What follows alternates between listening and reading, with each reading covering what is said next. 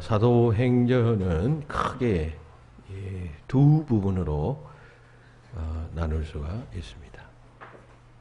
1장부터 12장까지의 전반부와 그리고 13장부터 끝장까지의 그 후반부인데,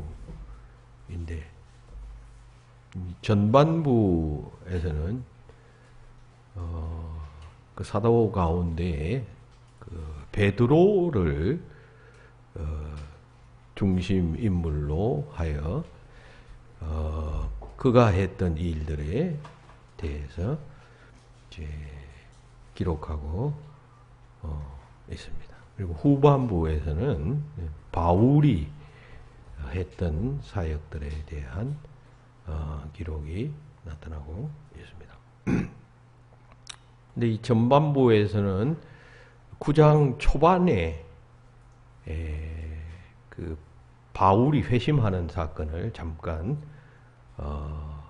그 언급하고 다시 이제 후반부로 들어오면 이제 베드로가 했던 기사를 말씀하고 있어요. 그러니까 오늘 우리가 읽은 이 본문은 바로 베드로가 이방 지역에 가서 행했던 한 가지 기적 사건에 대한 기록입니다.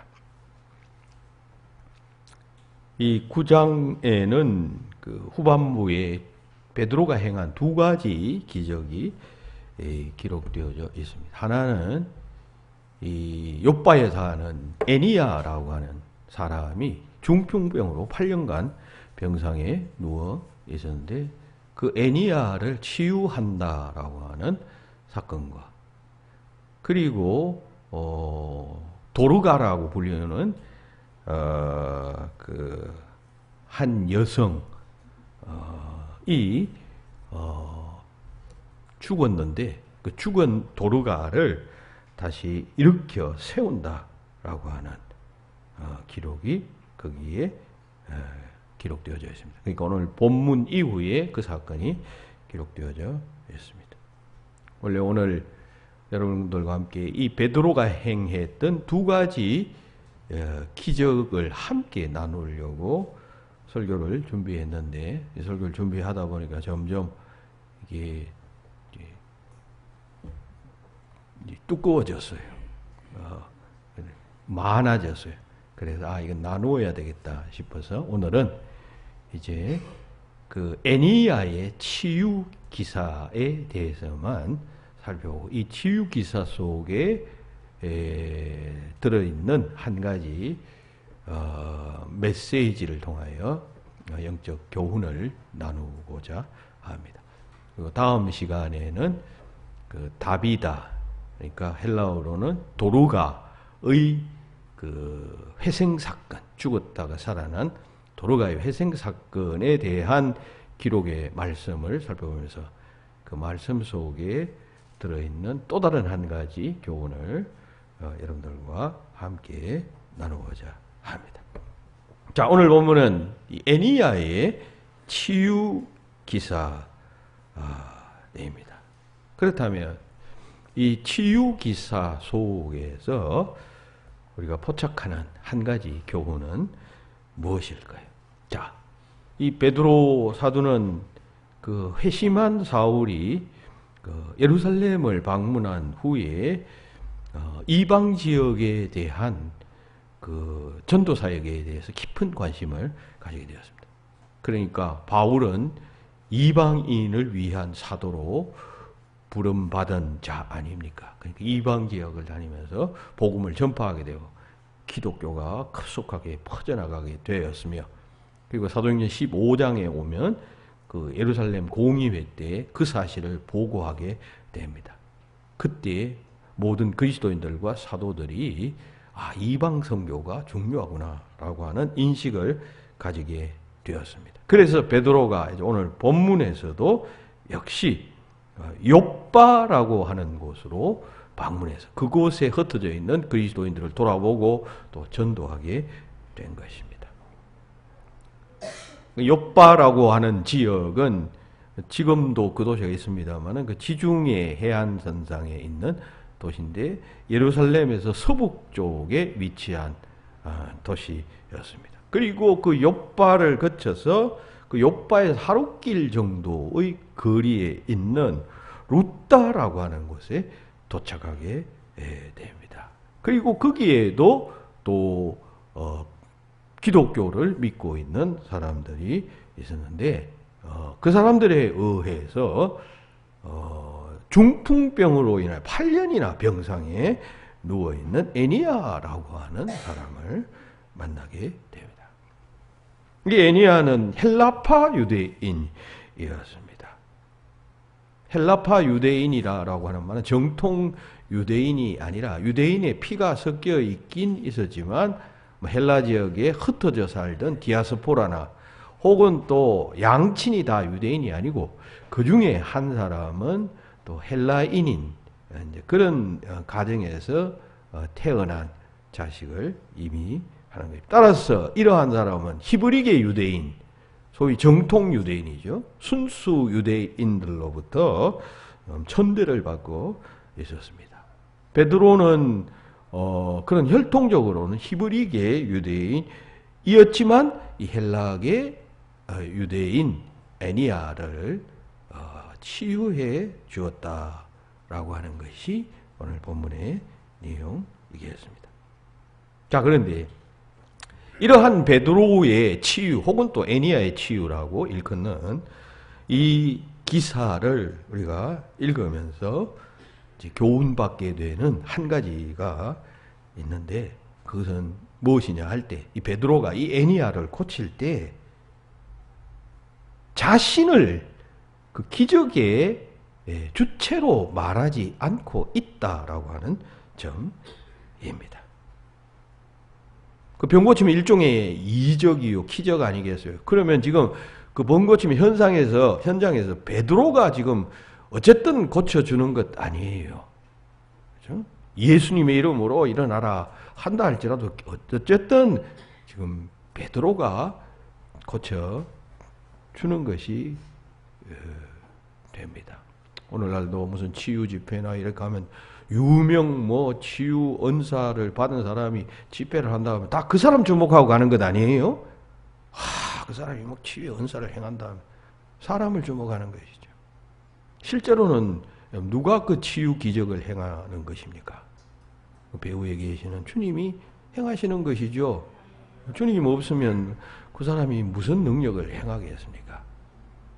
베드로는 그 점을 잘 알고 있었습니다. 그래서 그 놀라운 기적을 베풀 때에 자기 자신을 드러내지 않습니다. 그리고 오직 그리스도만 드러내게 됩니다. 즉 그 이적의 주체를 분명히 하고 있다는 것입니다. 에니야야 예수 그리스도께서 너를 낫게 하시리니 일어나 내 자리를 정돈하라 했어요. 지금 예수 그리스도께서 너를 낫게 하신다라고 이렇게 말하고 있다는 것입니다. 여기에 귀한 영적 교훈이 있다는 말입니다. 우리가 신앙의 이름으로 어떤 일을 하고 기적적인 일을 하며 능력 있는 일을 행하고 상당한 공헌을 하며 또 그냥 칭찬받고 인정받는 일을 할 때 이 점을 잊지 말아야 한다는 것입니다. 어떤 선행을 하고 어떤 업적을 남기고 남을 구제한다 할지라도 행여라도 내가 했다라고 하는 생각을 가지지 말아야 한다는 것입니다. 그런 귀한 일을 내가 지금 하고 있다고 할지라도 하나님께서 그런 마음을 주셨기 때문에 우리가 하는 것 아니에요.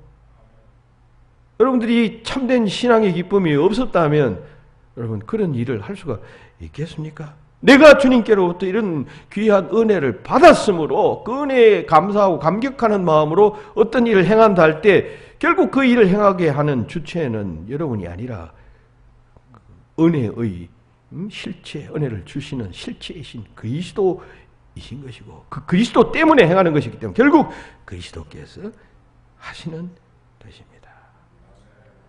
우리가 신앙생활 할 때 잠시라도 경계를 늦추면 자기를 드러내고 또 자기를 높이는 일에 자기를 높이지는 않는다 할지라도 마땅히 받아야 할 대접을 내가 받지 못한다라고 하는 생각에 젖어서 덜컥 시험에 걸려들기가 쉽습니다. 여러분 그렇게 되면 어떤 문제가 발생하는가 하면 교회에서 예수님은 온데간데 없어지게 됩니다. 그렇잖아요?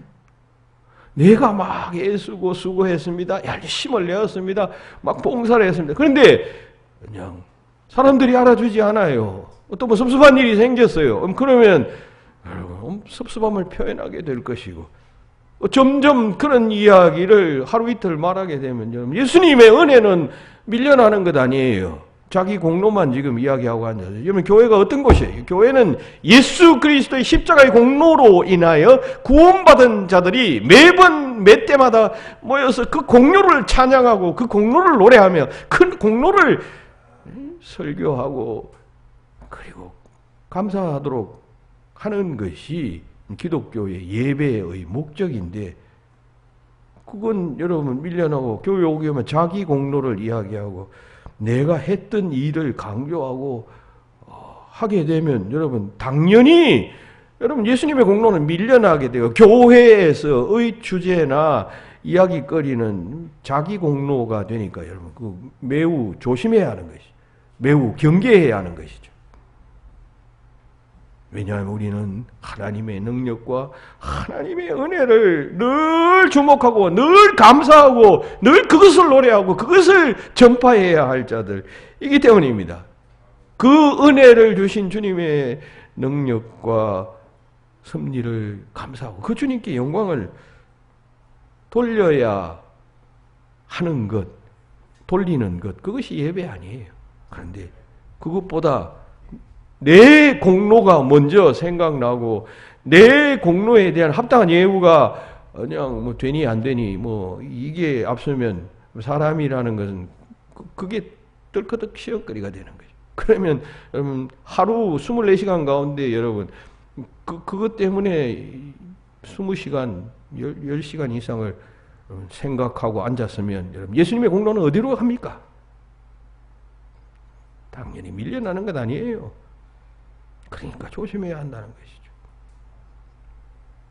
것이죠. 주님의 일을 하는 자들은 또 신앙생활 하는 자들은 어떤 일을 이루고 또 그냥 헌신하고 수고하고 충성하고 봉사하고 하여 어떤 공을 세우며 기여를 했을 때 항상 어떤 자세를 취해야 하는가 할 때 나를 통해서 이것은 주님께서 하신 일이다. 여기서 나를이라는 것이 강조되는 것이 아니라 주님께서 하신 일이다 라고 하는 것이 강조되어져야 한다는 것입니다. 그런 의식을 가지고 다만 나는 주님의 도구가 되었음을 기뻐하고 영광으로 여겨야 합니다. 내가 무엇을 좀 이루었다고 해도 항상 행하신 이는 주님이시다는 의식으로 섬겨갈 때 그는 하나님 주시는 더 큰 은혜를 받게 되고 또 한 단계 올라서는 믿음의 차원으로 성장하게 되는 것입니다.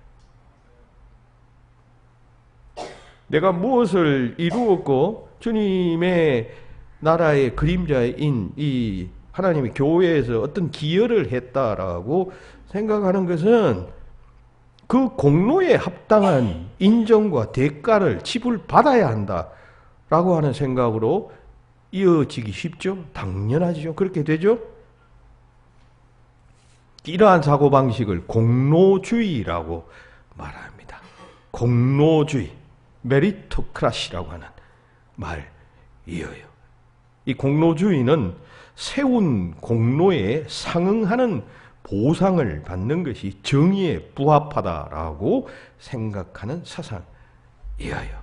아시죠? 공로주의. 내가 어떤 공로를 세웠으면 그 공로에 합당한 대우를 받아야 하는 것이 정당하다, 정의롭다라고 생각하는 것이. 사회에서는 이런 공로주의가 상식이 되어져 있어요. 세속 사회에서. 그래서 어떤 사람이 어떤 나라를 위해서 공로를 세웠거나 어떤 단체를 위해서 공로를 세웠으면 반드시 그 공로에 상응하는 어떤 대우를 하게 되어져 있어요. 나라를 위해서 전쟁에 나가서 총칼을 들고 싸웠으면, 그 희생되었으면 그 희생에 합당한 열매, 보응을 해주어야 한다. 해서 국가에서도 그런 자들은 여러분 보상을 하지요. 그리고 그 자녀들에게도 그냥 그 아버지의 공로로 인하여 그냥 연금을 받기도 하고 하게 된다는 거죠. 그러니까 세속 사회에서는 이런 공로주의가 상식화 되어져 있어요. 그러니까 교회 안에서도 이러한 공로주의가 그냥 쉽게 들어와서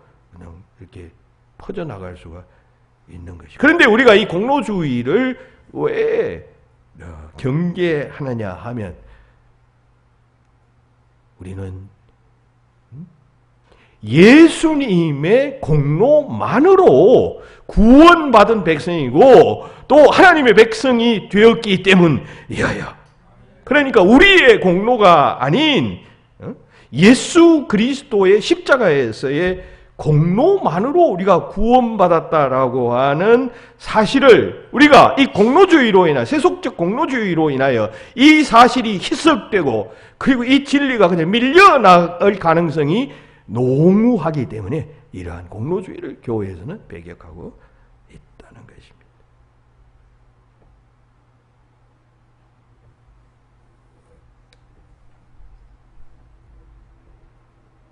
그래서 여러분, 성경을 깊이 알지 못하는 그리스도인들이 종종 이 공로주의 원칙에 따라서 교회의 일을 판단하고 처리하려고 합니다. 그러니까 세속에서도 그렇게 하니까 우리 교회에서도 그렇게 하는 것이 뭐 자연스럽다, 당연하다 이렇게 한다는 것인데, 물론 좋은 일입니다. 공로는 귀한 일입니다. 그런데 공로주의는 위험하다는 것입니다. 그게 정말 교회 안에 들어오기 시작하면 아까 말씀드린 대로 교회 안에 큰 문제가 발생할 가능성이 생겨나게 되는 것이에요. 이 공로주의는 인간을 교만하게 만듭니다. 가슴에 달린 배지처럼 주렁주렁 그 공로가 달리게 되면, 여러분 북한에 가면 그 군인들이 여기 그냥 가슴에다가 온갖 훈장을 달고 있는 모습을 보죠.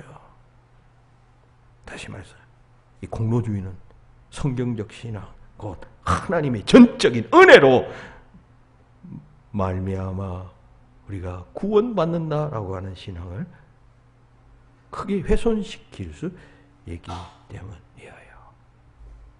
그래서 프로테스탄트들은 이걸 굉장히 경계해 왔습니다. 그리고 프로테스탄트, 다시 말해서 개신교가 출발할 때 이 공로주의를 반대하면서 출발한 것이 바로 이 개신교예요.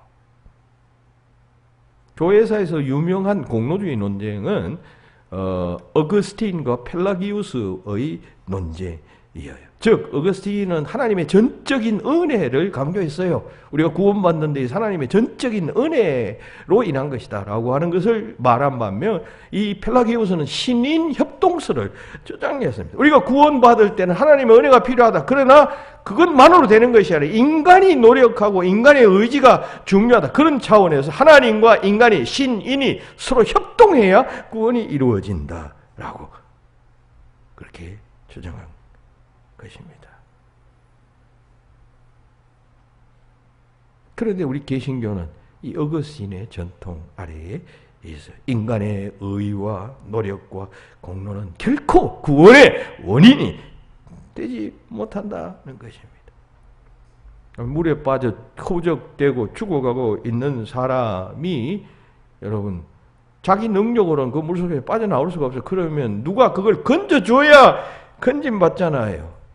우리의 구원이라는 것은 그런 외부로부터 오는 타력적 구원인 것이죠. 하나님으로부터 오는 구원이지 우리의 그 어떤 뭐 힘이나 능력이나 실력이나 이런 것들로 얻게 된 구원이 결코 아니라는 것이. 그러면 그렇게 해서 구원받은 자는 나를 건져내신 그분에 대한 감사하는 마음, 일생 내가 그를 위하여 살리라 하는 마음으로 여러분 살아야 옳지 않겠습니까?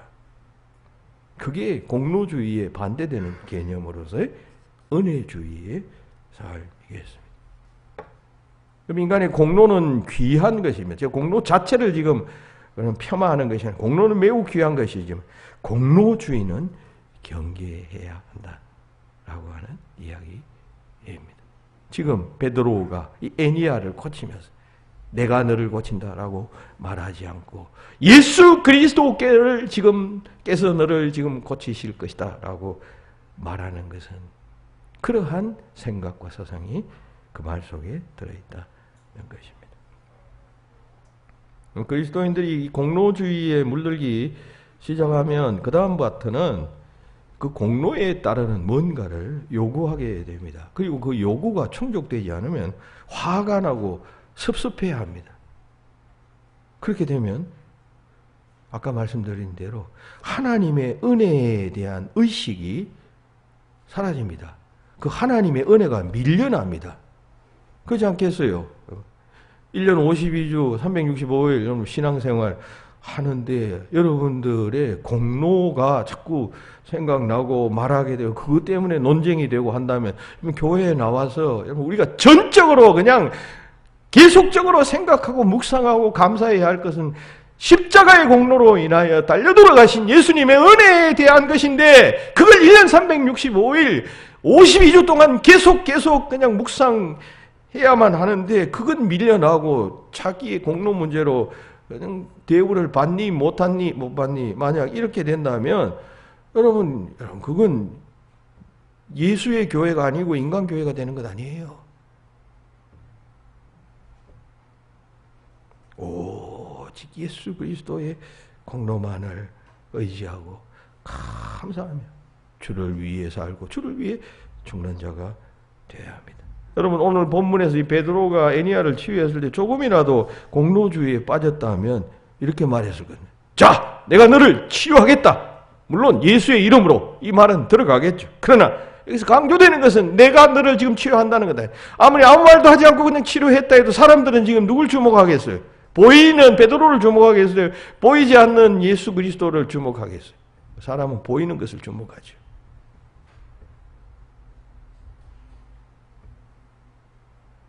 그런데 베드로는 그 점을 분명히 하고 있다는 말씀입니다. 예수 그리스도가 너를 낫게 하신다라고 말하고 있어요.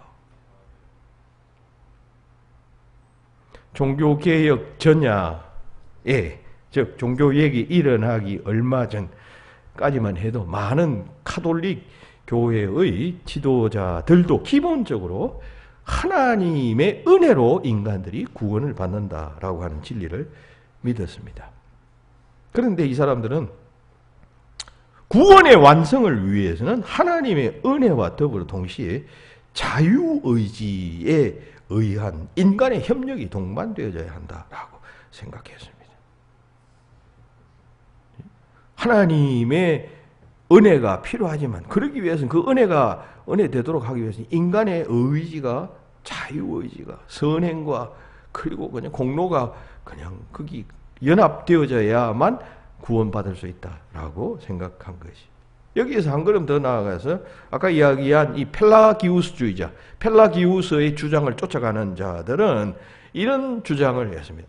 우리 성경에서 아담의 죄가 모든 인류에게 유전된다라고 하는 이야기를 하잖아요. 그리고 예수 그리스도께 십자가에서 이루신 의가 모든 믿는 자들에게 계속해서 지금 이어져 전가되어져 오잖아요. 그런데 이 펠라기우스주의자들은 아담의 죄와 그리스도의 의가 인간에게 전가되지 않는다라고 믿었습니다. 그건 너무나도 신비적인 이야기다는 것이죠. 이 사람들은 인간이 자신의 구원을 위해서 스스로 자신의 역할을 감당할 수 있어야 한다. 스스로의 의지가 중요하다는 것이죠. 그리고 그 구원의 완성을 위해서는 인간의 선행이 필요하다. 선행을 강조하기 시작했다는 것입니다. 그러니까 이런 조류가 가톨릭 교회 안에서 점점 확산되어져 갖고 지금도 가톨릭 교회는 여러분 인간 그 구원을 위해서 선행을 여전히 조건적으로 강조하고 있죠. 그런데 종교 지도자는 여기에 대해서 오직 은혜로라고 하는 성경적 구원의 핵심 진리를 선언했던 것입니다. 우리가 구원받는 데는 오직 하나님의 섭리와 하나님의 선택과 하나님의 예정과 은혜로만 구원받는 것이지, 이 구원과 관련하여 인간의 의지가 거기 가미되고 인간의 노력과 공로가 거기에 결코 첨가될 수 없다라고 한 것이. 유명한 칼빈은 이런 말을 했습니다. 구원은 전적으로 값없는 은혜에 의한 하나님의 선택의 결과로 생각해야만 한다. 그리고 이어서 말합니다. 로마 교회가 하나님의 은혜에 인간의 자유의지를 혼합하려는 것은 사실상 은혜를 폐기하고 참된 구원을 훼손시키는 것뿐이며 마치 사람이 포도주에 진흙투성이 썬 물을 타는 것과도 같다. 포도주에 진흙투성이에 썬 물을 타는 것과도 같다. 포도주는 포도주로서의 순수성이 있어야 돼요. 그런데 그 포도주에다가 진흙 덩어리를 타면 여러분 그 포도주를 마실 수가 있게 되겠어요? 구원이라는 것은 전적으로 순수한 하나님의 은혜와 하나님의 섭리와 하나님의 뜻에 의해서 하나님 자비적으로 행한 것인데 거기에다가 그런 놀라운 은혜를 여기에다가 그냥 더러운 그냥 진흙 섞인 물과 같은 인간의 그냥 의지를 강조하고 인간의 그 무엇을 여러분 부합시키면 되겠느냐라고 하는 이야기예요. 칼빈은 계속해서 말합니다. 그리스도교의 신앙은 인간 자신의 능력에 속한 것으로 볼 수 없으며 그의 선행도 인간 자신 안에 역사하는 하나님의 은혜의 결과로 보아야 한다라고 기독교 강요에서 말하고 있습니다. 그러니까 그런 관점으로 본다면 오늘 이 본문은 칼빈 쪽에 지금 손을 들어주는 말씀 아니에요. 이거 행하는 이가 내가 아니라 예수 그리스도시다. 전적으로 주님께서 하시는 이다.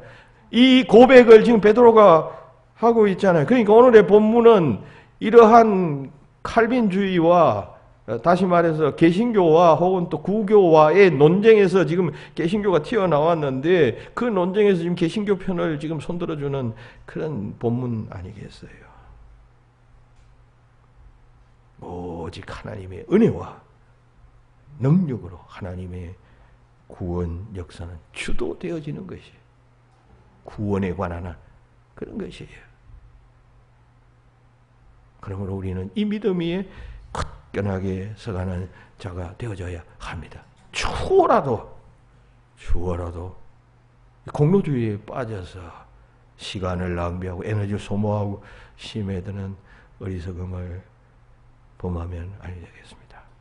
그러기 위해서는 어떻게 해야 될까요? 신앙생활할 때 항상 자기를 누르고 자기를 죽이고 자기 의견을 줄여야 해요. 자기 의견을.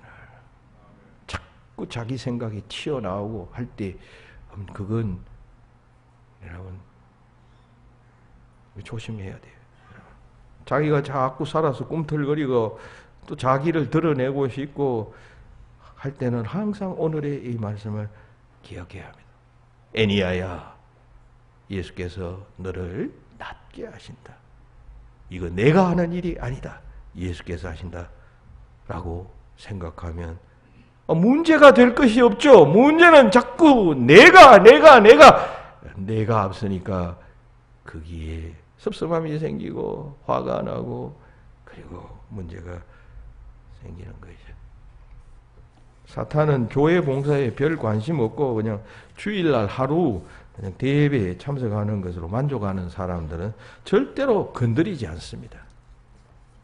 대부분의 경우는 사탄이 자신이 대단한 존재라고 생각하는 사람들을 유혹합니다. 나는 남보다 열심히 하고 더 나 아니면 되는 일이 없고 내가 나서야 하고 내가 나서야만 문제를 해결할 수 있다 라고 생각하는 사람들은 언제나 타켓으로 삼고 있다는 사실을 기억해야 합니다.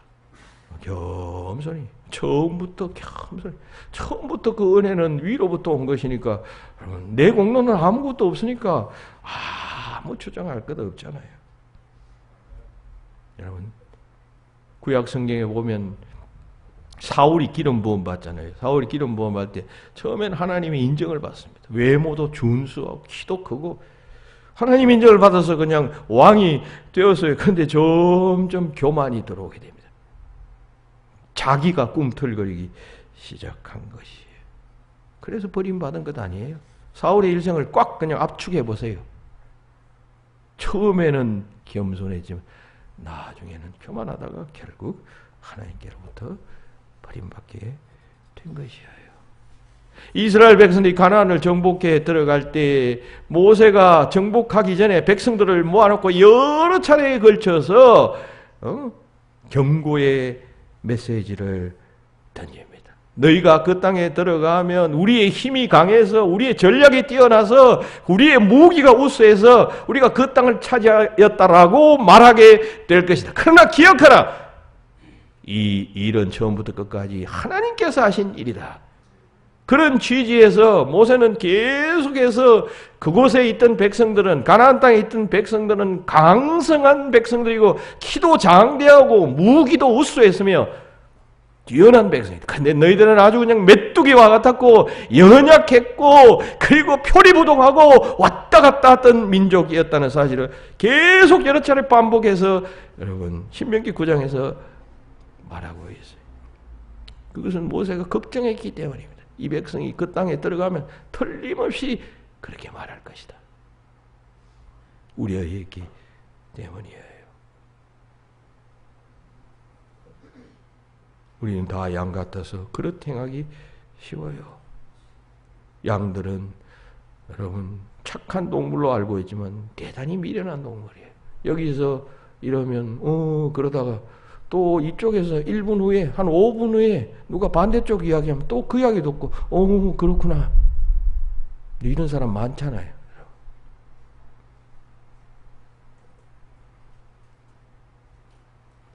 그런 사람으로부터 무슨 위로부터 오는 영생의 구원이 있다는 말입니까? 어떻게 거기서부터 영원한 구원이 여러분 나온다는 말입니까?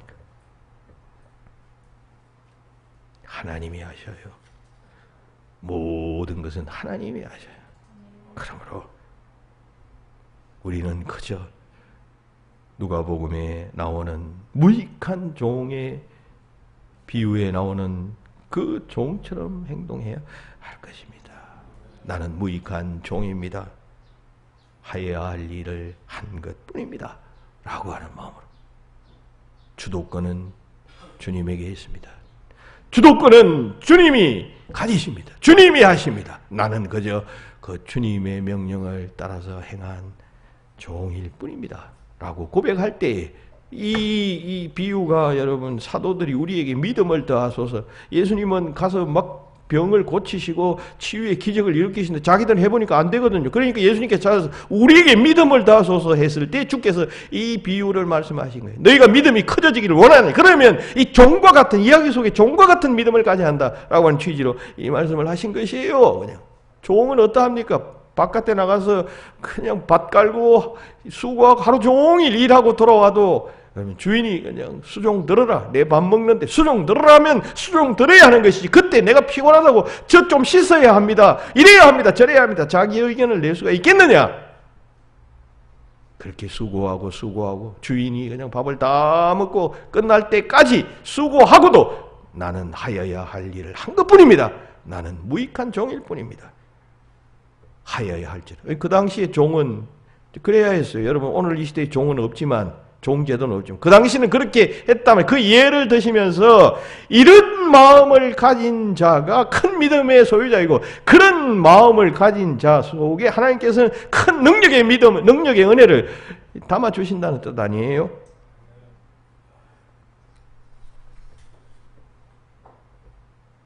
그러니까 여러분 이런 믿음은 인간의 공로주의와는 반대 개념입니다. 것이죠. 주께서 하신다는 믿음 가져야 합니다. 최근 들려온 한 가지 소식을 여러분들에게 전하는 것으로, 그리고 함께 나누는 것으로 말씀을 맺기를 원합니다. 사실이 아니기를 바라는 마음으로 나눕니다. 여기 서울 지역은 아니고 어떤 다른 지역의 사람인데, 교회 설립에 아주 큰 공을 세운 어떤 장로님이 큰 공을 세웠기 때문에 이 장로님이 그냥 교회를 그냥 거의 자기가 도맡아 하고, 그냥 또 어떤 경우에는 자기 의도대로 마음대로 그냥 일을 처리하셨어요. 그러니 이제 은퇴를 하게 되었단 말이죠. 이분은 자기가 교회를 세울 때, 여기서 교회를 세운다는 것은 이제 외형적으로 세운다는 말이죠. 교회를 세우시는 분은 주님이시지만 외형적으로, 인간적으로 볼 때 자기가 돈을 몇십억을 내고 이렇게 해서 세웠단 말이죠. 그래서 그냥 자기 의도대로 교회가 움직이고 뜻대로 그냥 되고 그랬는데, 이제 은퇴하니까 자기 뜻대로 되지 않잖아요. 그죠? 새로 차올라오는 장로님들도 있고 또 교회 대표들도 있고 하니까 자기는 이제 은퇴한 것 아니에요. 그러니까 은퇴했음에도 불구하고 자기 뜻대로, 자기 뜻을 이렇게 냅니다. 그러니까 자 뜻대로 되지 않으니까 그냥 화가 났습니다. 반대자도 생겼습니다. 그러니까 이분이 어떤 행동을 했냐면 교회를 자기 명의로 근저당 설정을 했다라고 하는 그런 소식이 들려와서 깜짝 놀랐습니다. 주님의 교회를 자기 이름을 근저당 설정을 했다. 그러니까 교회의 재산을 함부로 건드리지 말라, 그런 취지겠죠. 자기가 많은 기여를 해서 세워진 교회므로 자기 공로가 결정적이고, 그리고 사회의 갈래나 또 관점으로 보면 그게 여러분 공로주의가 사회에서는 통용이 되니까 법적 다툼이 될 수가 있잖아요. 그러니까 그 교회는 거의 자기 돈을 들여서 세워진 것이니까 자기의 소유인 것처럼 생각하고 그 같은 조치를 취한 것으로 보입니다. 이것을 여러분 어떻게 생각해야 할까요? 처음에는 은혜로 시작했어요. 하나님의 은혜로. 그러니까 그 많은 재산을 들여서 여러분 주님의 몸된 교회를 세우는 일에 헌신했지 않겠어요. 그런데 점점 시간이 지나면서 공로주의로 막을 내리는 것 아닌가 하는 생각을 해보았어요. 여러분, 영적 불행이라는 것은 예견하기가 결코 어렵지가 않습니다. 자기는 잘 몰라도 제3자가 보면 저러다가는 저렇게 되는데 저러다가는 저렇게 되는데 그 눈에 보이잖아요. 당사자들은 자꾸 부인하고 아니야 자기 유리한 대로 생각하죠. 제3자가 보면 여러분 그 결말이, 그 비극적 결말이 눈에 보인다, 그런 이야기입니다. 그러므로 경계해야 합니다. 항상 하나님께서 하신다. 내가 무엇을 좀 이루어도 하나님께서 내게 감동을 주셔서 그렇게 된 것이다 생각해야 합니다. 오늘 본문의 이 에니야의 치유 사건은 그 같은 교훈 하나를 우리에게 던지고 있습니다. 오직 주님께만 영광, 오직 주님께서 하신 일이라고 생각하고 주어진 일을 감당하고 충성해 가면 결국 그것으로 인하여 하나님께 영광이 돌아가고 하나님께서 기뻐 받으실 것입니다. 그 같은 믿음의 헌신을 하나님께 드리는 저와 여러분들이 되고 우리 청강교회가 되시기를 예수님의 이름으로 축원합니다.